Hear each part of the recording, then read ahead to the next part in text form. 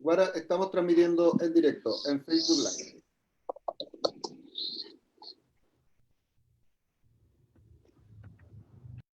Ahora sí, Guara. ¿Ahí sí me escuchan? Estamos. Se nos va la buena. ¿Edu? Sí, te escucho.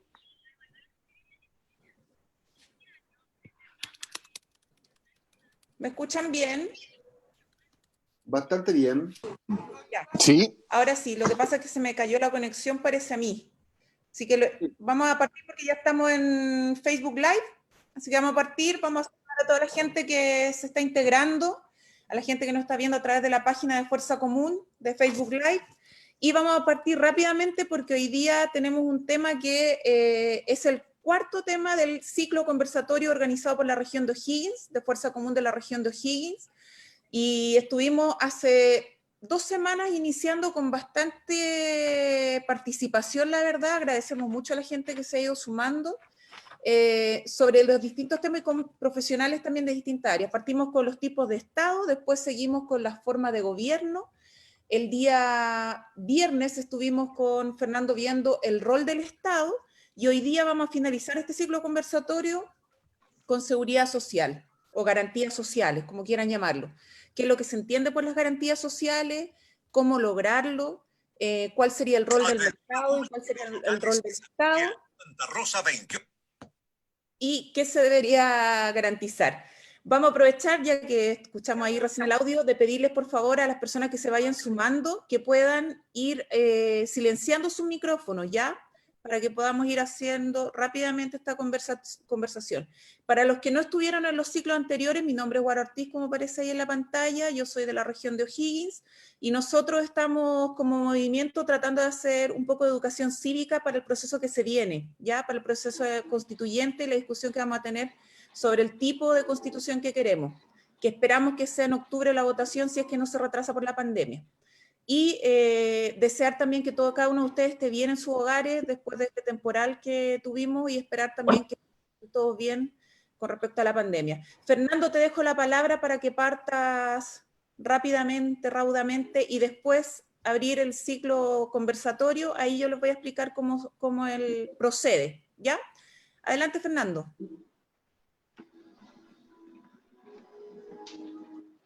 ¿Estás sin audio, Fernando? Estamos en cine mudo. Ahora sí. Decía, muchas gracias, Guara. Para mí es un gusto estar de nuevo con ustedes en esta muy activa plaza de O'Higgins, que está llevando este ciclo de conversaciones que termina hoy día. Yo por seguridad social o garantías sociales, como decía ahora Guara, yo entiendo que el tema central o el tema fundamental es el tema de los derechos sociales y cómo eso entra entonces en la nueva Constitución. De hecho, yo creo que ese es uno de los 3 temas fundamentales de la nueva Constitución, en mi opinión, ¿no? Esos 3 temas son profundización democrática, expansión de los derechos sociales y un nuevo modelo de desarrollo económico, y un Estado que pueda llevar adelante un nuevo modelo de desarrollo económico. Algo de esto último hablamos el viernes pasado, ¿no? Entonces creo que es un acierto del diseño que terminemos con este otro tema, que ha sido, creo yo, el tema por donde la impugnación al modelo neoliberal ha irrumpido en los últimos 10 años, ¿no? O sea, en realidad esto no viene de ahora, esto es 2011, incluso uno podría decir esto es 2006, 2007 con el movimiento pingüino, pero ha sido sobre todo en términos de derechos sociales, ¿no? Primero fue educación, ¿no? Ese fue el tema tanto del movimiento secundario como después del movimiento del 2011. Después seguridad social, ahora salud, por supuesto, que son, por así decirlo, como los 3 casos típicos de derechos sociales, ¿no? Salud, educación, seguridad social.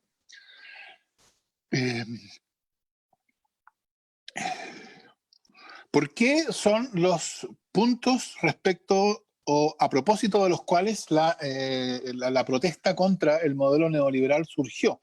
Porque yo creo que son las formas más evidentes en las cuales el modelo neoliberal afecta la vida de las personas comunes y corrientes, de los ciudadanos y ciudadanas, ¿no? La comodificación, la transformación de estas 3 esferas en esferas de mercado tiene consecuencias directas e inmediatas, ¿no? Tiene como consecuencia En educación, que la educación a la cual cada uno puede acceder es una educación que está mediada por el poder de pago. En salud, algo más o menos parecido. En pensiones, que la pensión tiene que ver con la capacidad de ahorro de cada uno en un país donde las remuneraciones son especialmente bajas, etc. Lo que se elimina de estas tres dimensiones en la lógica neoliberal es la idea de solidaridad, es la idea de que son espacios que se definen por una pretensión, un objetivo, una meta de igualdad, ¿no? De que, por ejemplo, de que se trata de organizar el sistema educacional para que todos tengan oportunidades de desarrollo de la personalidad que no dependan del el origen, lo mismo con la atención médica y que la seguridad social, las pensiones también estén vinculadas a un principio de suficiencia, como suele denominársele, y no a un cálculo realizado por referencia al contenido de una cuenta de ahorro individual. Entonces, en estas tres dimensiones aparece la dureza del modelo neoliberal, ¿no? De que el neoliberalismo es un sistema que está pensado para quienes pueden batírselas en el mercado, y los que no pueden batírselas en el mercado reciben prestaciones que son que tienen que ser de una calidad inferior a la calidad que se pueda comprar en el mercado, porque si no se produce un fenómeno de dumping, ¿no? ¿Quién pagaría? Esta es la lógica neoliberal. ¿Quién pagaría por educación si puede recibirla gratuita del Estado? Y respuesta, asegurando, esto se soluciona asegurando que la educación que se recibe gratuitamente del Estado es en general de peor calidad que la educación que se puede comprar en el mercado, y por eso todo el que puede arrancar del sistema público tiene lo que ellos llaman un incentivo para hacerlo, y lo mismo vale para la salud pública en relación con la salud privada, etc. Esto es lo que yo creo que es una de las cuestiones fundamentales que la nueva Constitución necesita cambiar. En términos de la función del Estado, como discutíamos el viernes pasado, esto es lo que se llama en Chile subsidiariedad, ¿no? El Estado no tiene, o sea,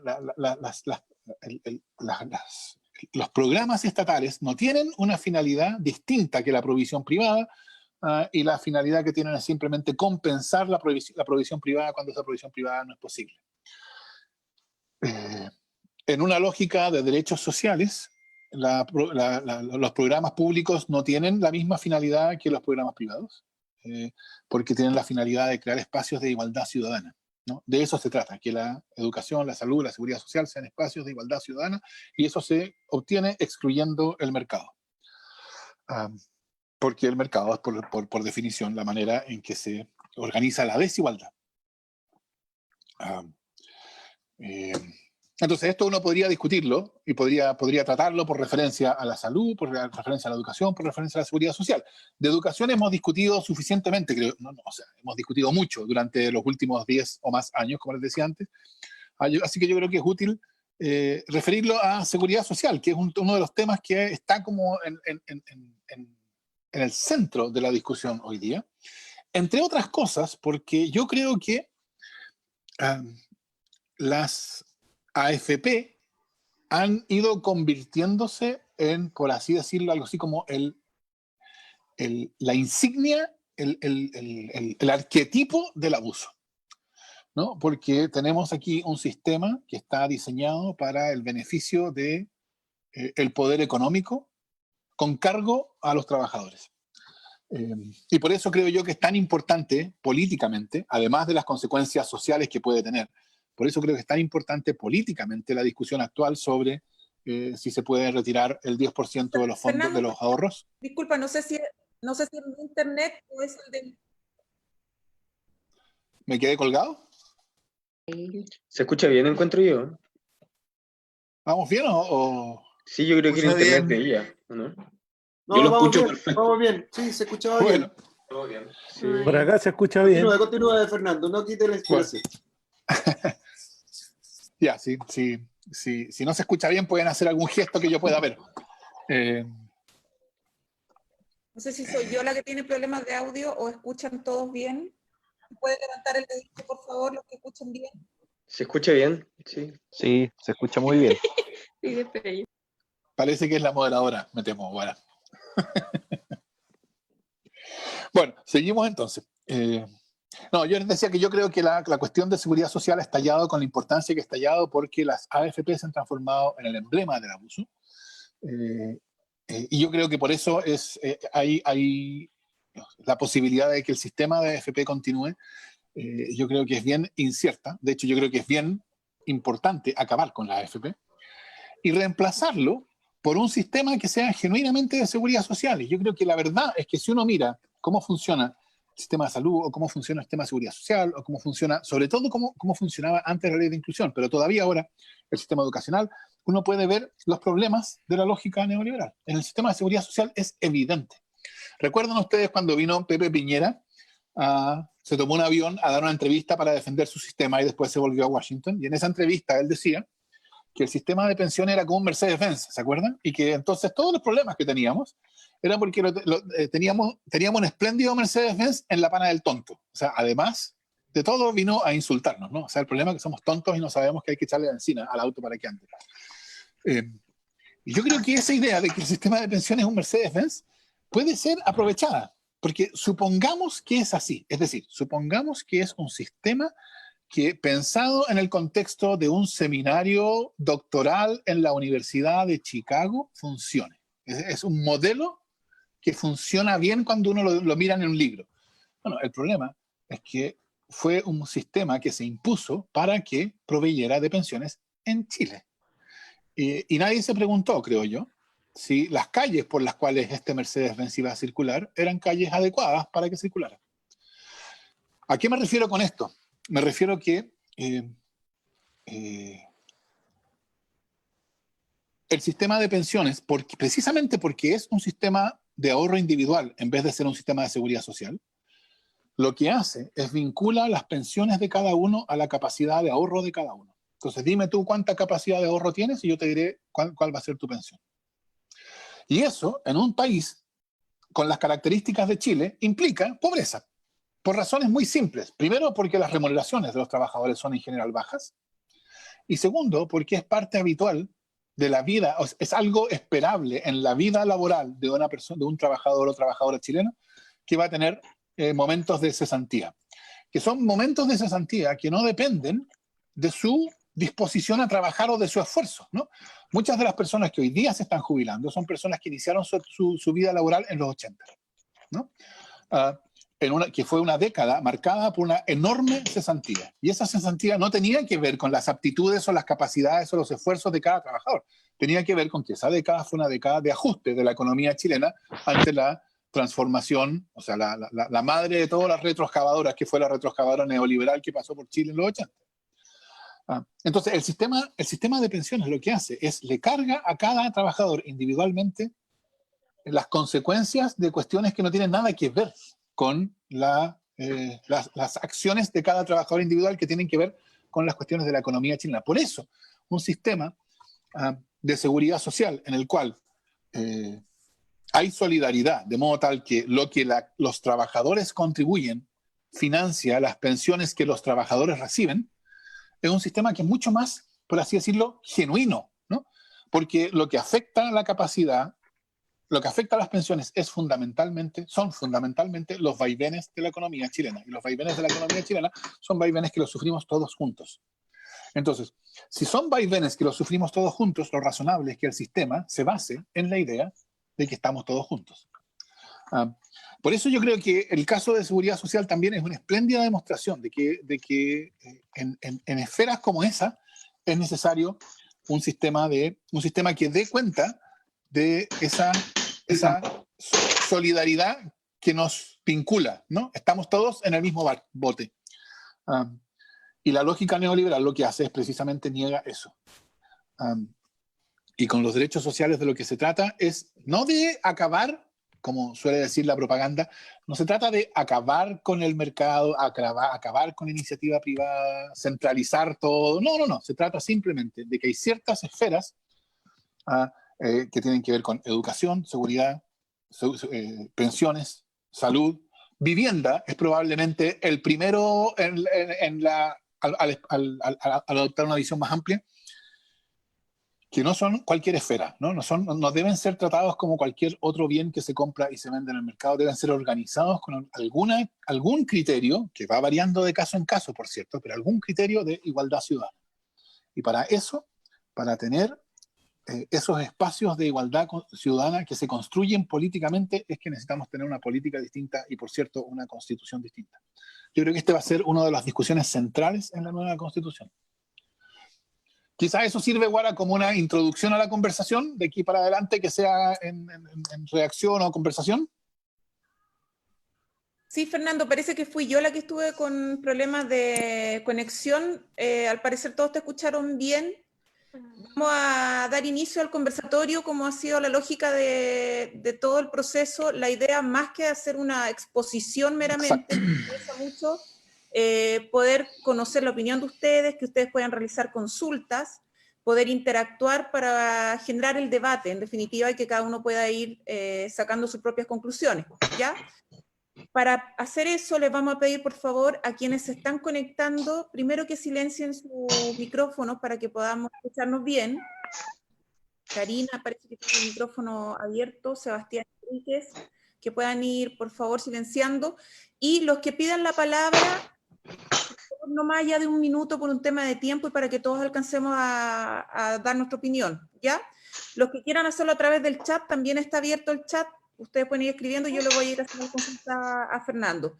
Quienes quieran iniciar pueden pedir la palabra con la manito en el Zoom, los que tienen la reacción, y los que no saben ocupar la reacción, me levantan la mano ahí enfrente de la cámara y nosotros lo iremos viendo. Gerardo Cortés está pidiendo la manito, lo vi al tiro, y no sé quién más. Por el momento, don Gerardo, le damos la palabra, por favor, respetar el tiempo de no más allá de 1 minuto, ¿ya? Ok, gracias. Adelante, don Gerardo.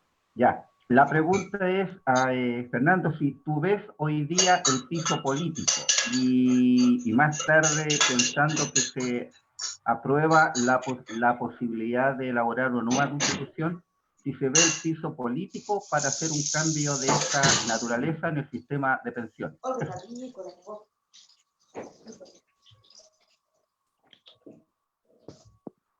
Dame un segundo, Gerardo, por favor. Karina, no sé si está por ahí, siento que está lavando los platos la Karina. Así que puede silenciar el micrófono. Le estoy escribiendo todo el rato, pero no Sí. Pero el que es host puede silenciarla. Sí, pasó que Sí, en un que momento tuvimos un yo no problema con la caí, electricidad y Eduardo perdió el host, así que estamos en eso ahora. pero ya lo tengo, lo recuperé. Ya, porfa, para que empiece a silenciar, Karina debe estar lavando los platos. Y además para que no escuchemos nada bebido por ahí. Ya, Como sabe a la mano. Si me disculpan, espera un poquito, los voy a silenciar a todos y luego, Fernando, te voy al tiro la palabra y a ti ya, bueno. mejor. ¿Ya? Dale. Ya. Ahora sí. Bueno, a lo que preguntaba Gerardo, algo de esto creo, no estoy seguro, porque creo que hablamos el viernes pasado. Yo creo que hoy día pensar en una transformación del sistema de pensiones, una transformación, no estoy diciendo que se aumente el aporte, que suba un 1%, 4%, que haya un aporte patronal, no, eso sí, pero una transformación del sistema de pensiones hoy día es imposible, por una razón muy simple, y es que las AFP tienen mucho más poder que la política institucional. Entonces, hasta cierto punto, uno tiene que pensar la política en términos de física. O sea, dime tú cuán grande es el objeto que tú quieres mover y yo te diré más o menos cuál es la fuerza que tú tendrás que tener. Y si no la tienes, bueno, no lo vas a poder mover. De hecho, yo diría que una de las maneras de describir todo el punto de la nueva Constitución es tener una política institucional que tenga la fuerza suficiente para enfrentarse al poder económico, que es lo que no hemos tenido durante los últimos 30 años. Y por eso hoy día tenemos un país en que el abuso está en todas partes, porque claro, si tenemos una política que no puede enfrentarse al poder económico y eso se alarga por 30 años, entonces el abuso empieza a aparecer en todas partes. Y el caso más evidente es el de pensiones y la AFP. Ahora, por eso yo creo que uno podría poner las cosas al revés, porque Gerardo me pregunta, ¿habrá poder suficiente para hacer esto? Y yo diría, hoy día no, pero yo usaría eso como criterio.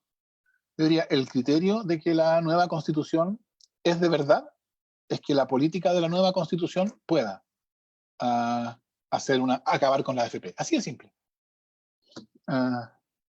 Esa va a ser yo creo que es una cuestión, por eso yo creo que lo decía el viernes pasado, y si no lo digo ahora, lo repito ahora, que yo creo que cuando logremos acabar con la AFP lo vamos a tener que llamar el segundo día de la dignidad nacional, porque eso yo creo que a esta altura es una cuestión de eso, de dignidad nacional. Y así de importante, el primer día, por supuesto, los mayores lo recordarán, fue la nacionalización del cobre. Esa es la primera versión del Día de la Dignidad Nacional. Nuestro segundo va a ser este, porque yo creo que va a ser una cuestión de probarnos que tenemos una política distinta. Si la nueva Constitución lleva a una política que es capaz de plantearse la cuestión de un sistema de pensiones sin AFP, nosotros podremos decirnos recíprocamente, la hicimos, ¿no? Ahora sí tenemos una política que es distinta, porque yo concuerdo totalmente con Gerardo. Hoy día, la política que conocemos no puede hacerlo.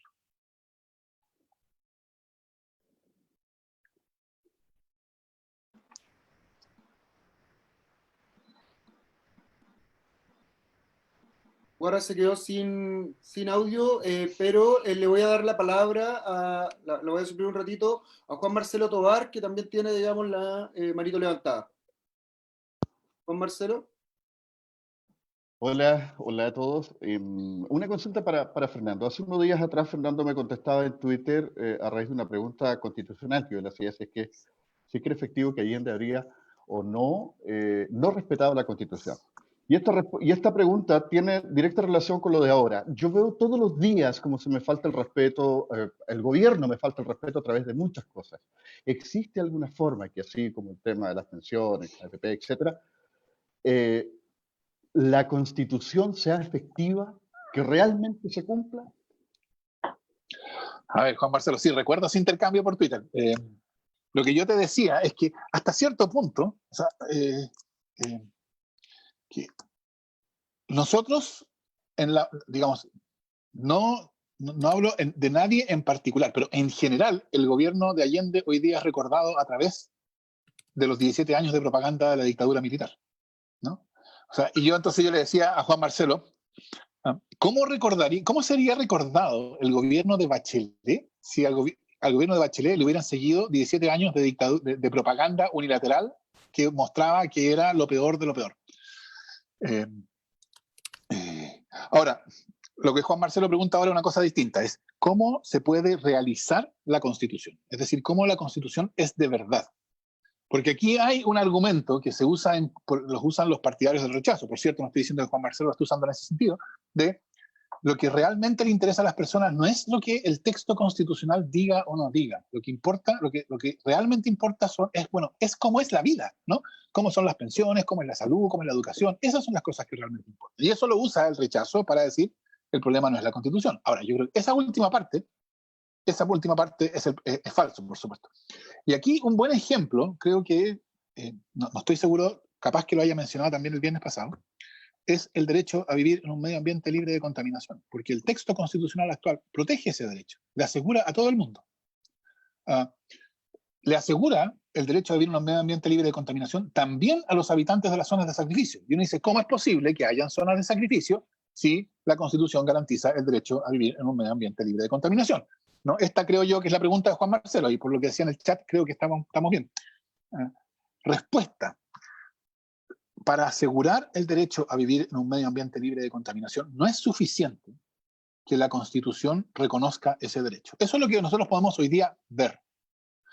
¿Y qué es lo que falta? Y yo creo que hasta cierto punto es bastante claro qué es lo que falta. Falta un Estado que esté en condiciones de oponerse a los intereses económicos que serían afectados por la regulación necesaria para dar genuina protección al derecho a vivir en un medio ambiente libre de contaminación. Eso es lo que falta.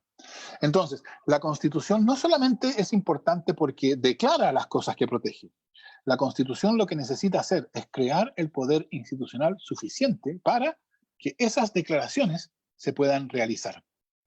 Y yo creo que lo que ha llevado la crisis de legitimidad de la política institucional al punto donde está es que nosotros llevamos 30 años de vivir bajo una institucionalidad que no tiene ningún poder, que no puede hacer las cosas, que no puede actuar para realizar las demandas que surgen de la sociedad. Entonces, esas demandas pueden ser demandas de descentralización, en el caso de las demandas de las regiones, pueden ser demandas de reconocimiento de los pueblos originarios, pueden ser demandas de transformación de la educación de una mercancía en un derecho social, puede ser demanda de no más AFP, pero vea usted, o sea, una y otra vez surgen demandas de la sociedad y la política institucional es incapaz de dar cuenta de ellas. ¿Por qué? Porque fue diseñada constitucionalmente para ser incapaz de enfrentarse al poder. Al poder, no al poder político, al poder económico. Entonces, la pregunta de Juan Marcelo yo creo que es totalmente pertinente y mi respuesta sería la misma que a la primera, que a la pregunta de Gerardo, ¿no? Porque Gerardo pregunta, ¿será posible acabar con la AFP? Respuesta, ¿con la política que conocemos? No. El test de que la política va a ser distinta es que pueda hacer eso. Y yo diría, aquí también, se trata de que la nueva Constitución lleve a una política institucional que pueda realizar las promesas de la propia nueva Constitución, ¿no? Que no sean como el derecho a vivir en un medio ambiente libre de contaminación en el contexto de una política que no tiene la fuerza suficiente para realizarlo. Perfecto. Oye, le damos la palabra a José Cabello, que también tiene ahí levantada la mano. Hola a todos, muy interesante lo que estamos conversando, pero yo quería llevarlos a un punto. Cuando alguien pregunta, digamos, ¿es posible terminar con la AFP? Bueno, se dice que con una nueva constitución lo podría lograr, pero antes de eso es fundamental ganar el plebiscito. Y yo quería llamar la atención que no estamos muy activos en ese punto. Yo participo en varias reuniones, creo que hay muchas discusiones muy interesantes, pero pareciera que damos por ganado el plebiscito. Yo creo que sí, que hay una buena posibilidad, pero el mismo Fernando, en otra ocasión que tuve la suerte de escucharlo, dijo que es muy importante que se gane el plebiscito, pero por una amplia mayoría. Entonces yo quiero preguntarle a Fernando y en realidad a todos los que están aquí escuchando, ¿qué podemos hacer hoy día para aumentar, para asegurar que vamos a ganar el plebiscito? Si uno escucha, digamos, ve que el gobierno está desesperadamente haciendo cosas, de repente. Ahí te perdiste, José. No, tienes desconectado el micrófono ahora. Ahí sí. No, está desconectado, no. O sea, parece que me Ahí sí. desconectan. Ahí sí. Ahora sí. No, entonces decía eso que... Discúlpame, yo te desconecté por error, perdón. Ya, no importa.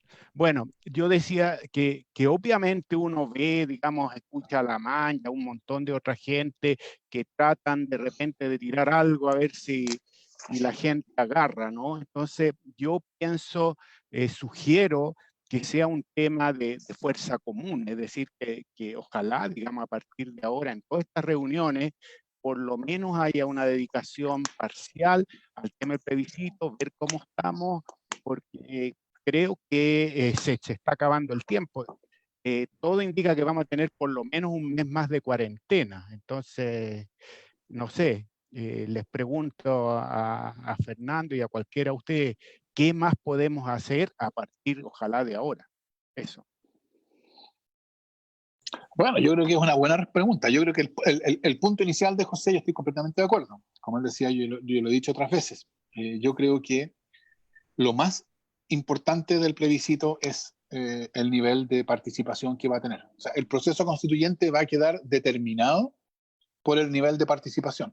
Yo no tengo tanta duda, aunque por supuesto siempre uno tiene que asumir que hay que hacer la campaña, está bien, todo eso es verdad, pero mi duda principal no es tanto si va a ganar el apruebo o no. Yo creo que en las condiciones actuales a mí me sorprendería extraordinariamente que ganara el rechazo.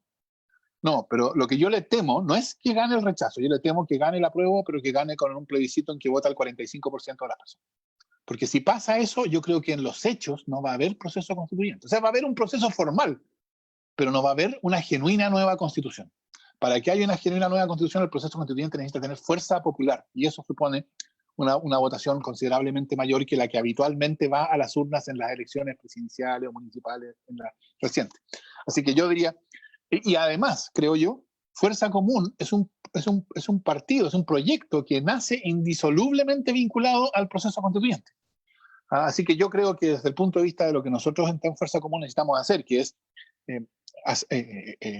intensificar también nuestra campaña de afiliaciones con vistas a la inscripción, yo creo que la manera de hacerlo es buscar en el contexto actual cómo se responde la pregunta de José, cómo se actúa con las limitaciones que la cuarentena y las otras medidas de aislamiento producen, cómo se actúa para fomentar la participación en el plebiscito y esa participación en el plebiscito que redunde también en participación en fuerza común. Fernando, disculpa, yo me había perdido un poquito porque tuve problema de conexión. Como vivo en el campo, mira, Eduardo me está mandando algunas consultas que hicieron a través de Facebook. Hay que recordar que estamos a través de Facebook Live también, además de las personas que están hoy día acompañándonos. Y hay dos preguntas que me gustaría, por favor, Fernando, si puedes contestarlas. Una dice, ¿qué sistema de seguridad social implementarías en reemplazo de las AFP? Y la segunda dice, respecto de lo que se dice mediáticamente, respecto de no más AFP, si se cambia el modelo, ¿los ahorros personales serán expropiados o existe otra fórmula? ¿El modelo de pensiones mixto es una alternativa? Esas dos consultas Sí. realizan y después vamos a dar la mano a quienes tienen solicitada. Gracias, Guara. Sí, son buenas preguntas esas. Yo creo, por supuesto, aquí lo que yo voy a dar es mi opinión. Esta es una discusión más grande y hay muchas otras opiniones y varias habrá que ir construyendo visiones en conjunto, ¿no? Yo voy a partir por la segunda. Si uno mira la manera en que los países que hicieron el camino de Chile hacia un sistema de pensiones de capitalización individual, volvieron, porque la mayoría de los países que en los últimos 30 o 40 años siguieron ese camino han venido de vuelta, la manera en que volvieron normalmente no es mediante simplemente la destinación de esos fondos de pensiones a un fondo común. Porque aunque yo creo que todo el discurso de la propiedad en el caso de las pensiones es bien, no es de verdad. Es cosa de escuchar también la otra intervención de Alamán cuando él decía no les vamos a regalar dinero a las personas que lo necesitan, a propósito de ese 10%, ¿no? Cuando en realidad el que regala es el dueño, ¿no? No puede, pero entonces uno dice, ¿cómo Alamán está regalando o diciendo que ellos van a regalar? ¿Sí? Bueno, yo creo que hay todo el discurso de la propiedad respecto al sistema de pensiones es un discurso bien poco serio, creo yo, pero yo creo que es verdad que a los trabajadores se les ha dicho que esos recursos son suyos y esa es una promesa o es algo que no puede ser ignorado. Entonces, yo junto a eso a la manera en que muchos de los países que han salido del sistema que tenemos nosotros lo han hecho, que es crear en un primer momento un sistema solidario paralelo y dar la posibilidad, ¿no? Dar la opción a cambiarse, ¿no? Un sistema tiene un mecanismo de pensiones que tienen ciertas condiciones que son anunciadas desde el principio y cada trabajador entonces podrá tomar la decisión si mantenerse en el sistema de capitalización individual o cambiarse. Si está bien diseñado, si está bien hecho, la experiencia de estos otros países muestra que a los 2 o 3 años eso significa que la enorme mayoría ya hace la transición. Y de ese modo creo yo que se va enfrentando el problema de cómo acabar con el sistema de AFP. Porque si no creo yo que la deslegitimación, sobre todo considerando el enorme poder económico que la AFP tiene en un primer momento, sería muy grande. Respecto de cuáles son las características del sistema, yo creo que aquí la cuestión, yo creo que uno tiene que tener una visión antidogmática. A mí me interesa, o yo creo que es fundamental un sistema que descansa en alguna forma de seguridad social, o sea, de solidaridad, porque yo creo que el problema de las pensiones es un problema social, no es un problema individual. Hay distintas versiones de esto, ¿no? Hay sistemas de reparto, hay sistemas mixtos, hay sistemas que incluyen lógicas de seguro. La lógica de seguro hasta cierto punto es más o menos como una lógica de reparto, pero no es exactamente igual. Entonces, hay distintas posibilidades de formas de organizar un sistema de pensiones que se define por la solidaridad. Y esas distintas formas tienen que ser todas consideradas y discutidas. Por lo tanto, yo no tengo hoy una propuesta, así como decir, mire, si yo pudiera, yo lo haría de este modo y otro. No, si yo pudiera, lo que yo haría sería producir una discusión lo más extensa posible porque un sistema de pensiones, que es un sistema que se diseña hoy, pero funciona a 40, o empieza a tener efectos en el largo plazo, necesita tener un nivel de legitimación social profundo, que es lo que no tiene para nada el sistema de pensiones actual. Por eso yo creo que el sistema de pensiones actual se va a acabar, porque no puede subsistir un sistema que tiene esta deslegitimación. Y el que lo reemplace necesita tener un grado profundo de legitimación. Y ese que lo reemplace tiene que aprender de la experiencia de los países que salieron del sistema como el nuestro y tiene que elaborar un sistema que se defina por la solidaridad. ¿Cómo se hace eso? ¿Cuáles son las características precisas de ese sistema? Yo creo que es una cuestión que está en discusión y está en construcción. Pero yo creo que esas son las dos ideas fundamentales. Muchas gracias, Fernando. Recordar que estamos conversando sobre los derechos sociales. Vamos a saludar a la gente de Facebook Live también, que nos están enviando su pregunta. Y tiene levantada la mano Freddy, Nicolás Sánchez y Nicolás Bustamante. Les vamos a pedir, por favor, a Freddy que inicie con la pregunta, después Nicolás, y Fernando, tú contestas después de esas dos intervenciones, ¿ya? Vale. 1 minuto, por favor, cada uno. Hola, profesor Adria. Mi pregunta se dirige al problema que existe con el sistema político, en la configuración de la ley y cómo las personas no se ven representadas en el Parlamento. Y tengo dos puntos. Si para mejorar el sistema político bastaría con modificar los altos quórums que establece hoy en día la Constitución para tanto léase leyes orgánicas como cambiar los capítulos de la Constitución, y si también bastaría con cambiar las atribuciones del Tribunal Constitucional o eventualmente eliminarlo de plano. Que quisiera saber cuál es su postura frente a eso. Sí. Gracias. ¿Y va Nicolás? ¿Y Nicolás, después yo sí, respondo ahora. las dos? Sí, Nicolás Bustamante sigue ahora. Ya, ok, no había entendido eso. Hola, Fernando. Mi pregunta tiene que ver, hace un tiempo yo te escuché en Tomás va a morir, que es un podcast, y tú decías que el proceso constituyente iba a tener un éxito cuando la política que hoy existe muera, que eso pase. Y para mí, o al menos yo creo que eventualmente pueden morir algunos partidos, pero van a quedar o van a seguir las mismas personas. Es tan real que después de un proceso constituyente y que sea para todo y que se logre en el apruebo y en la asamblea constituyente, ¿es tan real que se pueda morir esa política antigua o va a continuar igual durante un tiempo más? A ver, las preguntas de Freddy y Nicolás tienen vinculación entre sí, porque tienen que ver con la posibilidad del proceso constituyente de solucionar el problema que tenemos hoy día. El problema que tenemos hoy día es el problema de deslegitimación de la política institucional.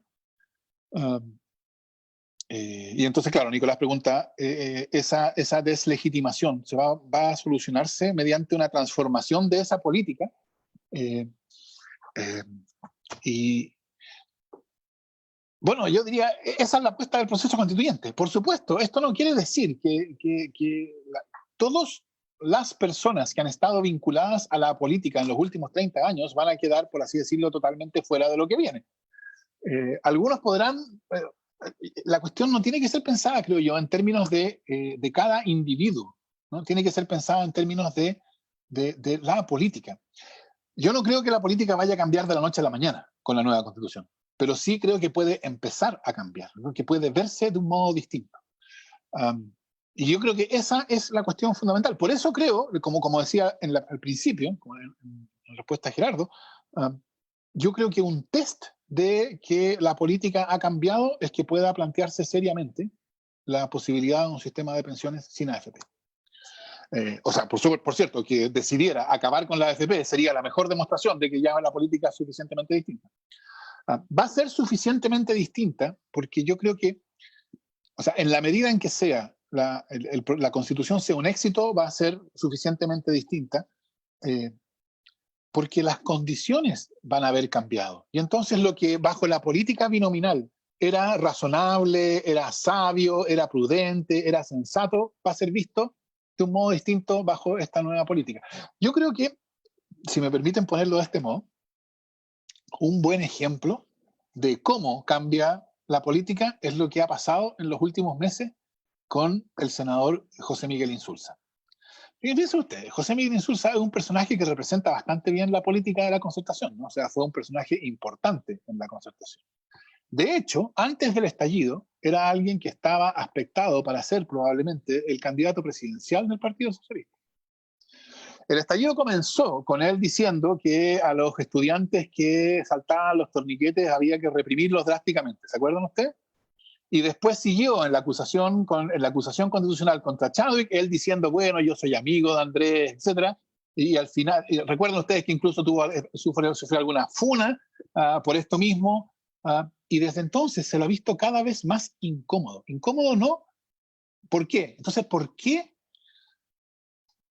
esta incomodidad? Porque el contexto político en que tiene que actuar ha cambiado. Y entonces, las mismas atribuciones, la misma manera que él tiene, que a principios de los 2000 le hizo ser una persona importante e influyente, porque esa manera que tiene de actuar calzaba con el ambiente o las necesidades políticas de la época, como esa condición cambió, el clima cambió, ahora su manera de actuar políticamente ya no calza. Y entonces se encuentra, la verdad es que es bastante visible, ¿no? De modo notoriamente incómodo y no acierta. Y yo creo que eso uno lo puede generalizar. Entonces, lo que va a pasar, creo yo, es que la nueva Constitución va a crear la nueva Constitución, no solo el texto, ¿no? O sea, el estallido, la pandemia, las consecuencias de esto, el plebiscito, la discusión constituyente, la nueva Constitución va a crear un cambio en las condiciones políticas tales que esa forma de ver la política, y quienes representan esa forma de ver la política van a ser vistos crecientemente como anticuados, como que no entienden el momento en que viven. Y entonces van a ir quedando de lado, a menos que logren reinventarse, por supuesto. Algunos de ellos serán capaces de reinventarse. Eso también puede pasar. Entonces, yo lo pensaría de ese modo. Eso en respuesta a lo que decía Nicolás. Y a lo de Freddy, yo creo que no basta a estas alturas. A lo mejor habría bastado el 91, eliminar los enclaves autoritarios al principio de la transición. Pero 30 años después ya no basta, porque yo creo que el daño que la Constitución ha causado a la política institucional es profundo. De hecho, yo creo que el sistema binominal y otras características de esa política han hecho que la idea de representación política sea una idea que hoy día no significa nada. Yo creo que esta idea de que, por ejemplo, los diputados, la Cámara de Diputados representa al pueblo de Chile, yo creo que hoy día no tiene ninguna realidad sociológica, es una pura teoría. Y eso, claro, es grave, porque eso mina la legitimidad de las instituciones políticas y necesitamos instituciones políticas, etc. El sentido del proceso constituyente, la manera en que el proceso constituyente va a llevar a una política más fuerte es que va a lograr una política legitimada. Porque yo sé que algunas cosas me estoy repitiendo del viernes, así que les pido disculpas. Pero si uno piensa que la relación que tiene la legitimación de la política institucional y la posibilidad de esa política de actuar con eficacia, que son las dos cosas de las cuales estaba hablando.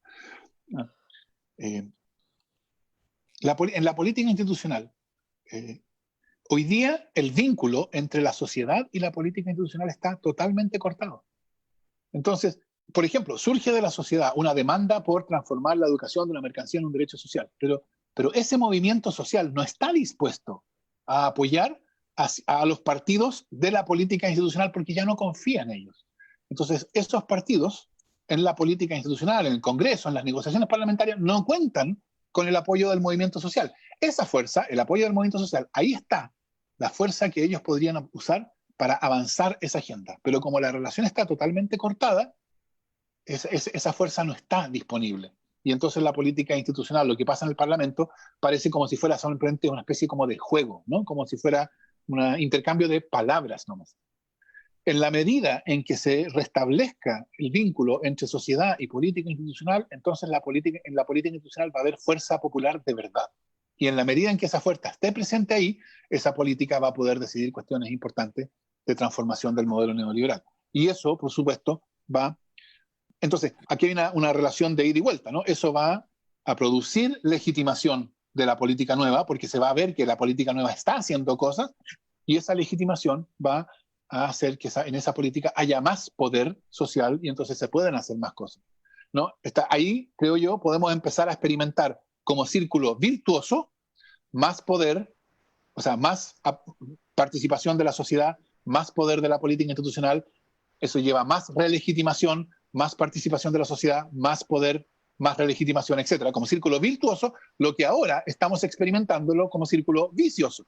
Porque ahora la política es cada vez más distante de la sociedad y entonces la sociedad se resta cada vez más y entonces la política, piensen ustedes en la izquierda, la centroizquierda, la oposición, tiene cada vez menos fuerza en el Parlamento y eso lleva a cada vez más deslegitimación y la deslegitimación lleva a menos fuerza. Entonces hoy día estamos experimentándolo como círculo vicioso.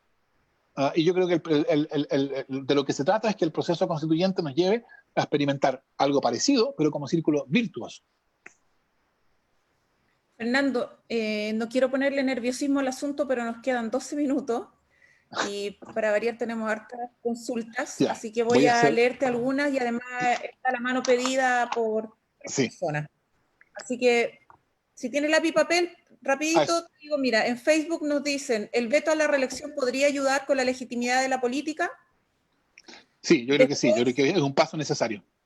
Después, Félix Aliaga nos dice, el proceso de transición post-constitución puede ser frustrante para la población. ¿Se ha pensado cómo educar y generar cambios culturales?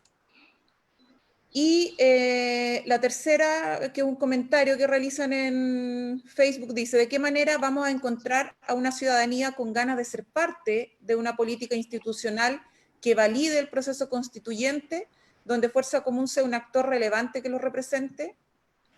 Y tiene la palabra pedida, le vamos a... No sé si quiere responder al tiro esa, Déjame Fernando. decirlo rápidamente. Ya. La tercera pregunta, ¿cómo se encuentra una ciudadanía que quiere ser parte en este contexto de una institucionalidad legitimada y cómo Fuerza Común entra ahí? Bueno, ese es el sentido principal de Fuerza Común. Esa es la razón por la cual yo creo que un intento como el de Fuerza Común sea exitoso es importante no solo para Fuerza Común, es importante para el proceso constituyente, porque Fuerza Común pretende vehicular esa fuerza social que no está dispuesta a ser vehiculada por los partidos tradicionales y que entonces hoy día se enfrenta a la posibilidad de quedar fuera del proceso constituyente, a menos que pueda ser vehiculada por algo así como Fuerza Común. Y respecto de la segunda, yo creo que es verdad, hay un proceso de educación que yo llamaría de autoeducación ciudadana respecto del proceso constituyente. ¿Qué es razonable esperar y qué no es razonable esperar? Yo creo que ese proceso estaba en curso cuando fue interrumpido por la pandemia, ¿no? Había un proceso de autoeducación ciudadana que se manifestaba en cabildos, asambleas, conversatorios, que estaban ocurriendo en todas partes. Yo creo que ese proceso de autoeducación va a volver a surgir una vez que la emergencia sanitaria ceda, y entonces va a haber que sumarse a él con entusiasmo. ¿Estamos listos, Fernando? Sigamos.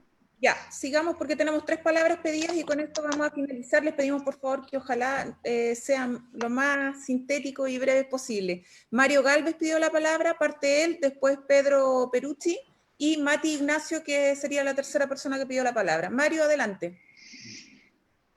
Hola, ¿se escucha bien? Sí.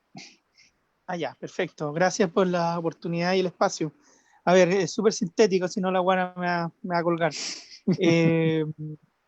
A ver, mira, yo te quiero pedir aquí viene saliendo, se está formando esta Fuerza Común, que es un espacio bastante interesante al parecer. Yo siempre voy intentando entender esto, pero viene saliendo del PS, por lo tanto tienes sin duda una pata y media, supongo yo, o media pata puesta allá, o un cuarto de pata, no lo sé. Por lo tanto conoces la historia y la cultura y las costumbres del mundo de la concertación. Ya, la pregunta. Mira, no tenemos oposición, estamos en el suelo, absolutamente en el suelo.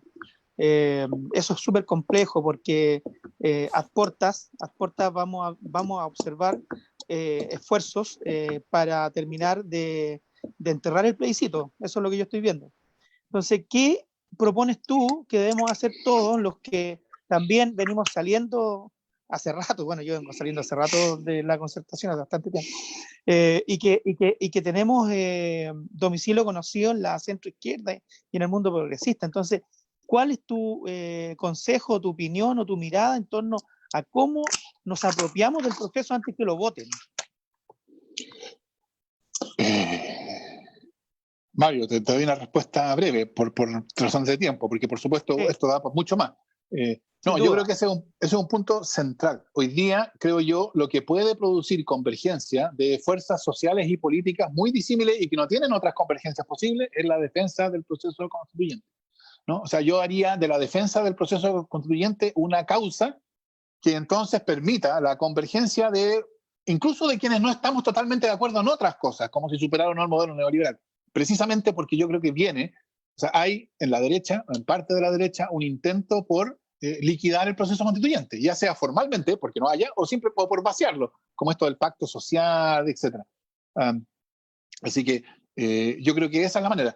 Nosotros lo que hemos estado haciendo en Fuerza Común son distintas cosas. Por ejemplo, hicimos el pliego popular contra el hambre y la cesantía, uno de cuyos puntos era la defensa irrestricta del proceso constituyente, ¿no? Lo que estamos haciendo es, y lo que tenemos que seguir haciendo, es tanto a nivel nacional como a nivel local, buscar formas de articulación, y yo creo que hoy día en defensa del proceso constituyente es el primer paso. Después, por supuesto, va a haber otras articulaciones más estrechas, ¿no?, de quienes están por la salida del modelo neoliberal. Eso va a dejar a algunos afuera. Pero por ahora yo creo que la cuestión fundamental es la defensa irrestricta del proceso constituyente. Gracias, Fernando. Pedro Peruzzi y después Mati Ignacio, por favor. Hola, buenas tardes. Muy corto, voy a tratar de ser lo más corto posible. La proposición que se hizo fue respecto de pasar de un sistema en que las pensiones son de mercado a un sistema de seguridad social. La lógica de seguridad social admitiría esta diferencia que existe hoy día entre Fuerzas Armadas y Carabineros y el resto de la población, o tendría que ser un sistema único para todos. Muchas gracias. Gracias, Pedro. Mira, yo diría, y con esto, yo capaz que alguien se me tira encima, yo diría que hay una cosa que el sistema que tenemos hoy día debe ser rescatado. Una cosa del sistema que tenemos hoy día que debe ser rescatado, que es este principio de que por supuesto no se realiza plenamente por el caso de las Fuerzas Armadas, pero el principio es que lo de las Fuerzas Armadas es una anomalía. ¿Por qué? Porque nosotros nos hemos acostumbrado a la idea de que el sistema de pensiones es el mismo sistema para todos. Eso hoy día se realiza, salvo en el caso de las Fuerzas Armadas. Yo espero que el sistema de pensiones que reemplaza el que tenemos lo realice más plenamente esa misma idea. O sea, que sea genuinamente para todos, lo cual quiere decir que las Fuerzas Armadas estén dentro del mismo sistema, compartiendo, esta es la idea, ¿no?, compartiendo el destino de todos nosotros, que todos nosotros estemos en el mismo bote, que a todos nos vaya bien o nos vaya mal. Matías, tu turno. Hola, profe. ¿Me escuchan? Hola, Matías, sí. Profesor, mira, mi consulta iba por el lado de que, según lo que se ha escuchado en la discusión política, es el tema, y sobre todo abocado al curso que puede tomar el proceso constituyente y el proceso constituyente en sí. He escuchado mucho esta palabra del efecto de la hoja en blanco. Entonces, a mí con el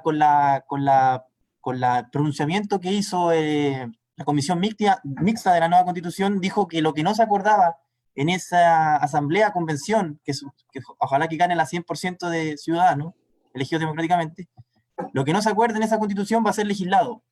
Y supuestamente va a ser una legislación más sana porque no va a estar sujeta a los enclaves constitucionales o las trampas que mantiene la constitución hoy día. Mi pregunta va por ese lado. ¿Eso es efectivamente así o hay que tener ciertas dudas con que eso se pueda lograr? Y que siempre va a haber un modo de que los partidos elitistas o tradicionales conservadores lo puedan echar por tierra. Esa es mi pregunta o mi duda que yo tengo al respecto. Que de repente como creer que va a ser así puede ser un poco iluso y realmente no sea así. O sea, Matías, yo creo que ese es un punto bien importante. Yo diría en general, no solo en el caso de la hoja en blanco, sino en general, el proceso constituyente se enfrenta a poderes significativos. O sea, no hay que olvidar nunca, ni por un minuto, que nos enfrentamos a una derecha que dio un golpe de Estado para tener la constitución que tenemos. ¿No? O sea, le importa. Y además la derecha sabe que a través de un proceso constituyente mínimamente participativo no va a tener una constitución ni de cerca como tan beneficiosa para sus intereses como la que tenemos hoy día. O sea, va a hacer todo lo posible por defenderlo. Ahora, contra eso, para enfrentar eso, lo que nosotros tenemos es la fuerza, esa misma fuerza que irrumpió el 18 de octubre, que fue la que hizo posible el proceso constituyente. Este proceso no se hizo posible por la habilidad negociadora de unos diputados o diputadas. Se hizo posible por la fuerza del pueblo que salió a la calle a decir no más con esta política, no más con esta constitución, no más con el neoliberalismo, no más AFP.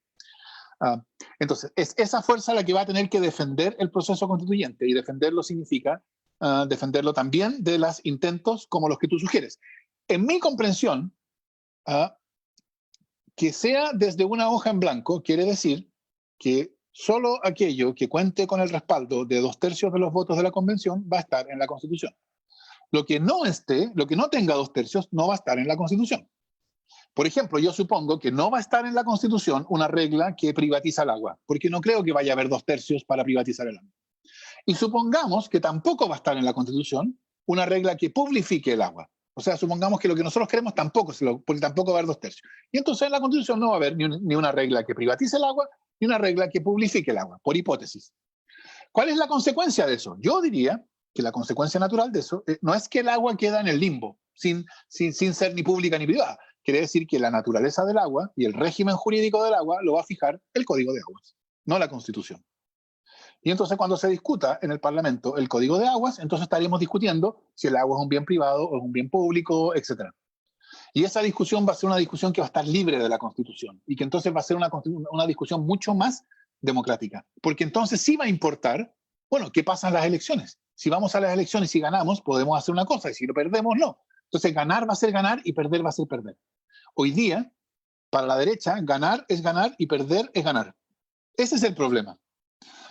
Cuando tengamos una política en que ganar sea ganar y perder sea perder, es decir, una política que todos sabemos que realmente importa, bueno, vamos a empezar a mirar la política de un modo distinto. Esa es la idea. Todo esto, por supuesto, nada de esto puede ser dado por asegurado. Y el punto que tú haces entonces es fundamental. El proceso constituyente en cada uno de sus elementos tiene que ser defendido por la misma fuerza que lo hizo posible, que es la fuerza del pueblo movilizado que irrumpió el 18 de octubre. Muchas gracias, profesor. Bien, Matías.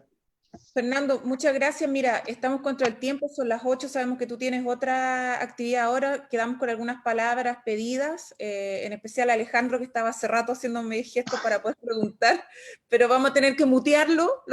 Dice cortito, no sé si alcanza, Fernando, a contestar muy breve. Ya, démosle. Yo le pido mil disculpas, pero dale. 30 segundos, dale. Sí, no, solamente yo quería manifestar la preocupación que tiene José Cabello respecto de que se nos está viniendo la noche, ¿ya? Creo que en algún momento va a llegar el momento de las decisiones, puede que no nos pille preparados.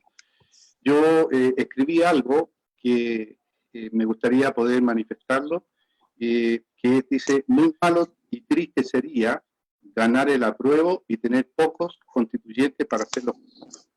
Todos los esfuerzos realizados, incluso vidas perdidas, habría sido inútil. Esa es una. Y la otra, qué pena que ya instalaron el tema de la expropiación. Y eso lo colocaron, que están en contra, ¿cierto?, de que se le meta manos a la AFP. Pero ya lo instalaron. Entonces, aquí vienen las preguntas.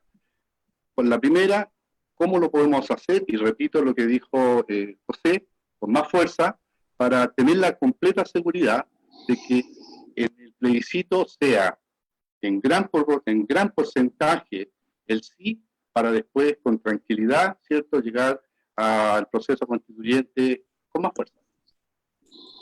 Alejandro, yo estoy totalmente de acuerdo contigo. Mi respuesta a esa pregunta es asegurando la mayor participación posible. Esa parte la aprendimos el 5 de octubre del 88, que el poder fáctico de la derecha, toda la manipulación comunicacional, toda la campaña del terror es fútil cuando participa el 90 o el 95% de los chilenos. Si participa el 40%, ahí sí esa manipulación, ese poder fáctico, esa campaña del terror puede ser relevante. Pero si participa el 80 o el 90%, eso pasa por arriba de todos esos intentos. Yo creo que la mejor garantía de que vamos a tener un proceso constituyente de verdad y una nueva constitución genuina está dada por un nivel alto de participación ciudadana en el plebiscito. Yo creo que ese es el objetivo ahora que tenemos que fijarnos. De todo lo que nosotros hacemos tiene que estar orientado a eso. Y por supuesto, en el camino, tratar de inscribir a fuerza común, porque eso va a ser importante cuando se trate de levantar candidaturas para la Convención Constitucional, por cierto.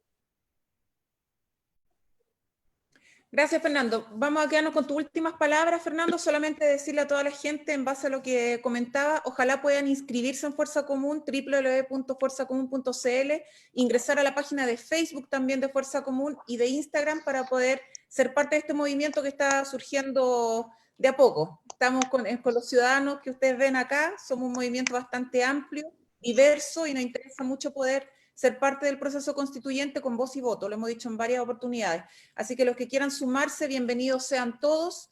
Les agradecemos mucho que hayan tenido tiempo, hayan dispuesto su tiempo para poder participar con nosotros. Y si podemos hacer la fotito, Eduardo, rapidito, por favor, porque... Estamos listos. Mira, todos están acompañados. ¿Cómo? Traje una invitada, así que siempre una invitada, sí. Saquemos una fotito los que puedan abrir sus cámaras, por favor, se lo agradecemos. Por favor, abramos las cámaras. Bueno, mientras sacamos la foto, yo les agradezco la disposición, les pido disculpas por lo rápido que ha tenido que ser. Lamentablemente tengo esta otra actividad a las 8, así que, pero muchas gracias. Fernando, no te preocupes que viene otro ciclo de conversatorio, así que vaya tranquilo nomás. La foto. Otra. Ahí llegaron más, súper. Ahí va, 1, 2, 3, todos se ven maravillosos. Fuerza Común. Súper. Ahí estamos. Gracias, Fernando. Bueno, adiós. Gracias. Gracias Chao. a todos ustedes, los esperamos en Fuerza Común y nos estamos viendo. Que tengan una semana tranquila. Ojalá sin Chao. mucha lluvia. Muchas gracias a todos. Chao, chao.